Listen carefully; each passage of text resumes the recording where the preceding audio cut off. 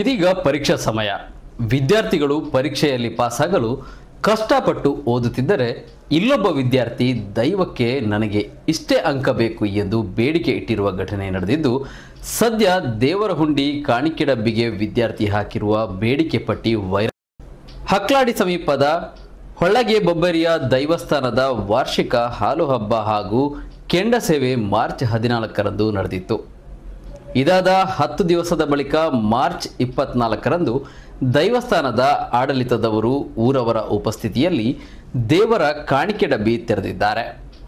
ಈ ವೇಳೆ ಭಕ್ತರು ಹಾಕಿರುವ ಕಾಣಿಕೆ ಹಣದ ಜೊತೆಗೆ ಈ ಚೀಟಿ ಫೋಟೋದಲ್ಲಿ ಪರೀಕ್ಷೆಯಲ್ಲಿ ನನಗೆ ಇಷ್ಟು ಮಾರ್ಕ್ ಬರಬೇಕು, ದೇವರೇ ಹೊರಬಬ್ಬರಿಯ ಗಣಿತದಲ್ಲಿ 36ರಿಂದ 39, ಇಂಗ್ಲಿಷ್ನಲ್ಲಿ 37ರಿಂದ 39, ಕನ್ನಡದಲ್ಲಿ 40ರಿಂದ 39, ವಿಜ್ಞಾನದಲ್ಲಿ 39ರಿಂದ 38, ಹಿಂದಿಯಲ್ಲಿ 40ರಿಂದ 39, ಸಮಾಜ ವಿಜ್ಞಾನ 38ರಿಂದ 37 ಮತ್ತೆ ಇದಕ್ಕಿಂತ ಕಡಿಮೆ ಅಂಕ ಬೇಡ ದೇವರೇ ಎಂದು ಪರೀಕ್ಷೆಯಲ್ಲಿ ಜಸ್ಟ್ ಪಾಸ್ ಮಾಡಿಸುವಂತೆ ಮನವಿ ಮಾಡಿರುವ ದೃಶ್ಯವನ್ನು ಕಾಣಬಹುದು.